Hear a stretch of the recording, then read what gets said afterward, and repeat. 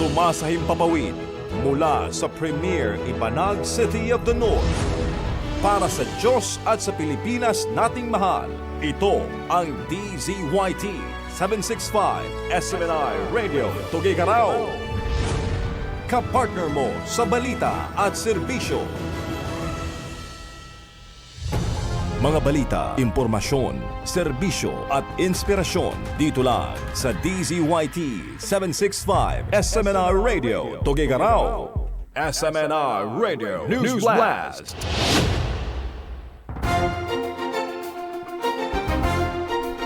NBI planong isugpuin ang asawa ni Senator Bato pero hindi raw para alamin ang kinaroroonan ng senador.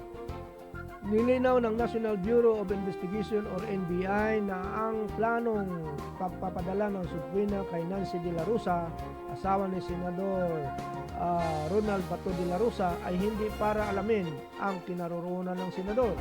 Ayon kay NBI Director Melvin Matibag, bahagi ito ng investigasyon ng mga pahayag na umano'y nagsasabing nakatakas si De La Rosa matapos ang kaguluhan ng Senado noong Mayo 13.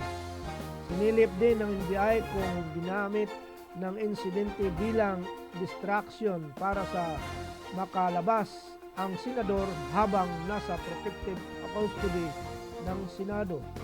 Giniit ng ahensya patuloy ang investigasyon at hindi pa ito naglalayong tukuyin kung nasaan si De La Rosa.